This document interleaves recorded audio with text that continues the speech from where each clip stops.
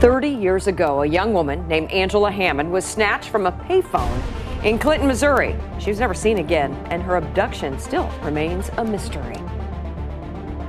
In a small Missouri town where nights were usually quiet, one ordinary evening in April 1991 would shatter the calm and leave an entire community haunted by unanswered questions. Before the events that would change everything unfolded, Angela Hammond, just 20 years old, 4 months pregnant, and full of hope for her future, found herself at a crossroads.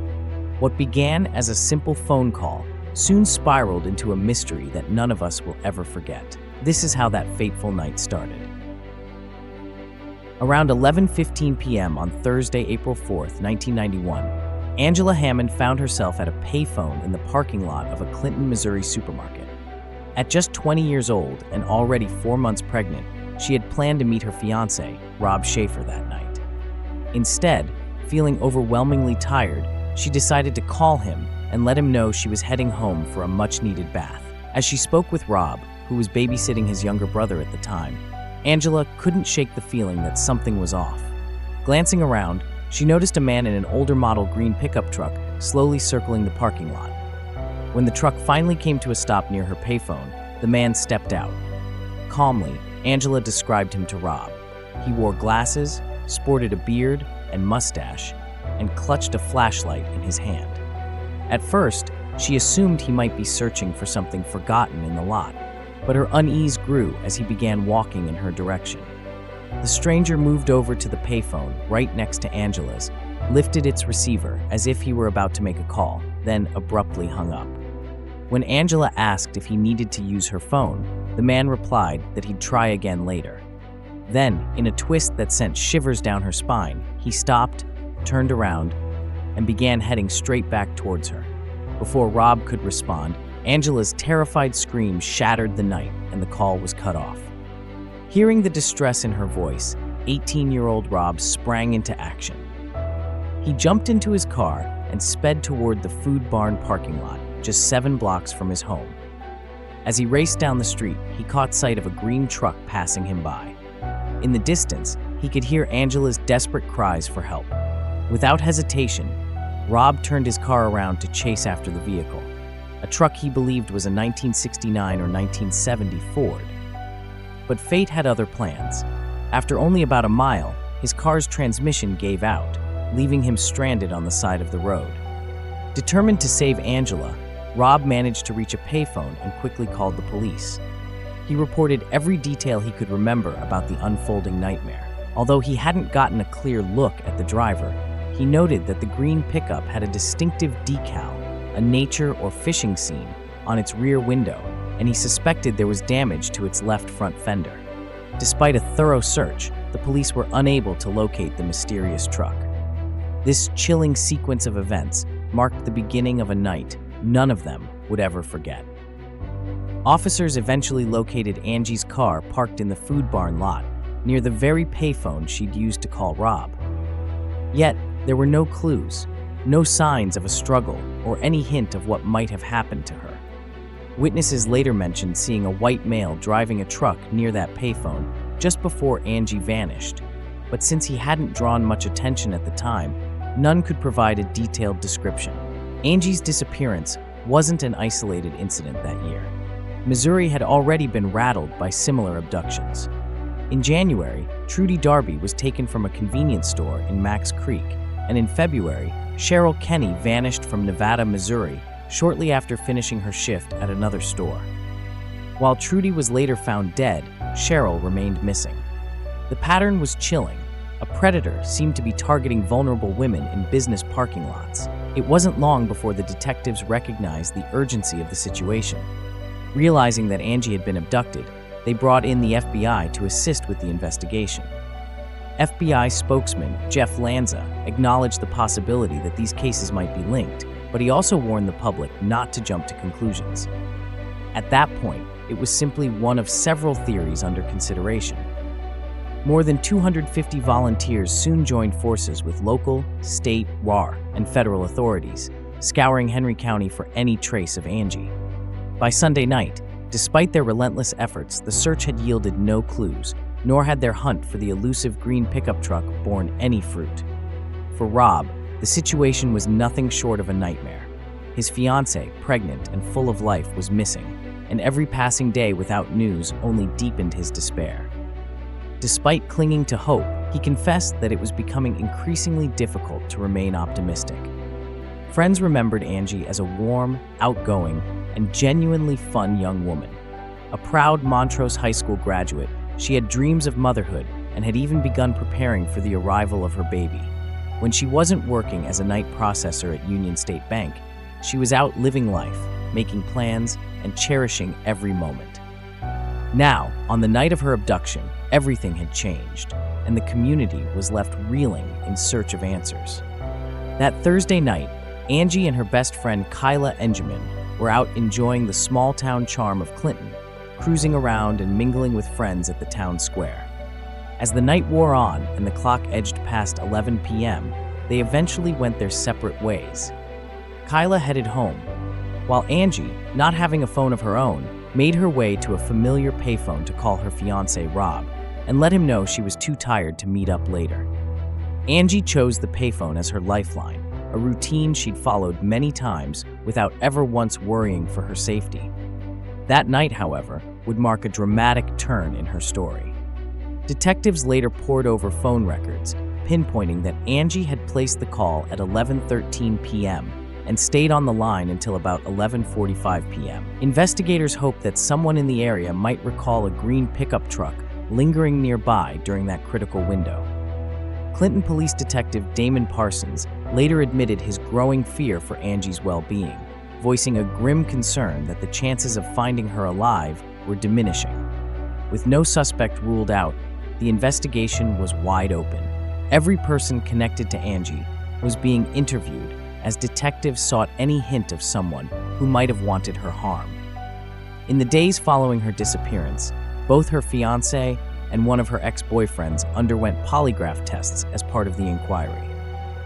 Bill Barker, a 17-year-old who had dated Angie before she and Rob became a couple in late 1990, recounted how he was grilled for nearly 3 hours. "I guess they were just trying to clear us as suspects. They were asking why we would do something like this to her," he said. Rob, understandably distraught, faced FBI agents for over 5 hours of questioning. "They don't think my story's any good. I told them everything I know," he later recalled.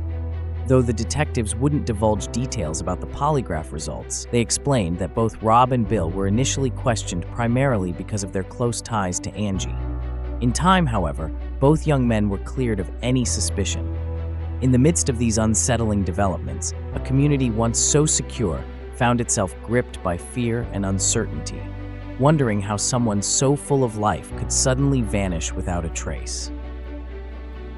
On April 15, 1991, just when it seemed the investigation had run out of leads, detectives brought in the Missouri Rural Crime Squad. Detective Parsons later explained that they'd hit a wall. They still had no clear idea what had happened to Angie. The hope was that these extra resources might finally turn up a clue, whether by finding Angie herself or tracking down that notorious green pickup truck linked to her abductor. Angie's mother, Marcia Cook, expressed cautious relief upon hearing about the additional help. "They're not sitting still, they're still working on it, so we're very pleased. We've more or less left the investigation up to the police, and they've been wonderful," she said, clinging to every sign that the search was gaining momentum. At the same time, the community began to rally. The Union State Bank, where Angie worked, announced a $5,000 reward for any information that would lead to Angie or to the arrest and conviction of the person responsible for her disappearance. Another local bank quickly followed suit by setting up its own reward fund, collecting $600 within the first week after Angie went missing. As the search entered its third week, officials issued a public plea. They urged residents in the rural areas of west central Missouri to comb through their properties, backyards, garages, even outbuildings, for anything suspicious that might help locate the missing woman. There was also speculation that the owner of the pickup truck, under the intense scrutiny following the abduction, might have abandoned it. It was possible that the truck had been left hidden away on someone's property without their knowledge. Then, as the story of Angie's disappearance spread, new witnesses came forward with fresh details. 2 local women recalled that they'd seen Angie using a payphone on the night she vanished. They had assumed she was one of their friends and had pulled into the food barn parking lot to greet her. But as they got closer, it became clear that something was off. They quickly realized it wasn't their friend. Just as they began to drive away, they caught sight of a man sitting in a green pickup truck. He leaned back in his seat, deliberately obscuring his face, and the women believed that in that moment, Angie had been abducted. Piecing together the various witness accounts, detectives soon focused their attention on a very specific vehicle, a Ford truck, likely a model from 1968 to 1970. This truck was described as having a unique look. A colored decal of a fishing scene covering the rear window, with a light green lower half and a dark green upper half, separated by a strip of chrome, topped off with a white roof. Even the license plate was a clue. It might have included the letters XY. As for the driver, witnesses painted a picture of a white male between 20 and 35 years old, sporting dark, shoulder-length hair and a mustache. He was of medium build, wearing a dark t-shirt and a baseball cap, and all agreed that he looked rather unkempt. With every detail added, the community and investigators clung to the hope that these clues might finally unravel the mystery of Angie's disappearance. A month after Angie vanished, the search had reached a fever pitch, yet every lead seemed to run cold. The reward for any useful information had soared to $11,000, a desperate bid to spark progress in a case that had already produced over 500 tips, none of which brought investigators any closer to the truth. Clinton Police Chief Bob Pattison was resolute despite the mounting challenges. "We're staying right on it. We're still looking for the vehicle, for the suspect, and for Angela. There's been nothing really solid, though," he admitted, his determination undimmed by the lack of breakthrough. Amidst this uncertainty, Angie's mother, Marcia Cook, did her best to keep hope alive. "I'm trying to prepare myself for the worst, and yet trying to hope for the best. I'm taking it one day at a time. Until they find something, I'm trying to stay optimistic," she said, clinging to the belief that a miracle could still occur. Not long after, Angie's grandparents, Lloyd and Elizabeth Young, stepped forward, adding an extra $5,000 to the reward fund in a final, heartfelt plea for any clues about her whereabouts. But as the months slipped by, the case began to chill. Investigators admitted that aside from the details from that fateful night, they knew nothing more about what happened to Angie. By October 1991, Marcia faced a heartbreaking truth. It appeared increasingly unlikely that her daughter would be found alive. "I know the statistics aren't good at this point for finding her, but until something happens, you can't give up," she whispered, a fragile hope lingering despite the grim odds. Detective Damon Parsons echoed this sentiment, sharing his frustration with the stagnant investigation. "There's someone out there who has information, they just may not realize it. Until they come forward, or until she's found, there really is not much more we can do," he said, the weight of every unanswered question heavy in his tone. Then in December 1991, a glimmer of a new lead emerged, a tip from as far away as Selkirk, Manitoba, Canada. A man named Russell Smith claimed that in September, he had seen Angie outside a drugstore. According to Russell, she had walked out and climbed into a green truck with a white top and a distinctive mural adorning its rear window. "I know that I saw the girl. I know that for a fact. I never forget a face," he insisted, his voice full of conviction. Detectives took Russell's words seriously, though they soon encountered a perplexing twist. Since Angie should have already given birth by the time Russell claimed to have seen her, Canadian authorities mobilized quickly. They distributed Angie's missing person flyers to local hospitals, birthing centers, and even infant clothing stores, but no one recalled ever seeing her. Then, on January 29, 1992, the case took an unexpected turn when Angie's story was featured on an episode of Unsolved Mysteries. With national exposure finally in play, both the detectives and Angie's loved ones hoped that fresh leads might finally breathe new life into a case that had left an entire community yearning for answers. In the days after the Unsolved Mysteries episode aired, the investigation suddenly surged with activity. Investigators were inundated with calls, 387 in just a few days, from people convinced they had information about Angie or the man who abducted her. By week's end, that number had swelled to over 600. Every tip was meticulously followed up on, though none of them led any closer to finding Angie. Then, in April 1993, a new twist emerged. Police decided to deploy cadaver dogs to search a 60-acre farm in Lafayette County, Missouri, a move prompted by a psychic's claim that Angie was buried there. Now, law enforcement wasn't known for acting on psychic hunches, but this wasn't just any hunch. Detectives had already questioned a man who had once lived on the property after a tip suggested he owned a truck similar to the one involved in Angie's abduction. An informant had claimed that the man's green pickup truck was, in fact, buried on the Lafayette County property. The detectives combed the area and uncovered some car parts, yet nothing definitively linked to that truck. A few weeks later, a local newspaper reporter, accompanied by a psychic, visited the property. The psychic again insisted that Angie had been held there. Clinton Police Chief Bob Pattison, however, remained skeptical. "I don't have any faith in psychics. The particular person that's being looked at as a possible suspect, we've 95% cleared him. He has a pretty good alibi. He took a lie detector test, and we feel like he passed it," he said. Still, rumors continued to swirl around town that Angie's body might be hidden somewhere on that property. To put these rumors to rest, about 24 investigators from the Lafayette County Sheriff's Office, along with 5 cadaver dogs, spent several hours scouring the 60-acre site. In the end, the dogs didn't react to anything, and the search produced no new clues about Angie's whereabouts. As time went on, Angie's case began to fade from the headlines.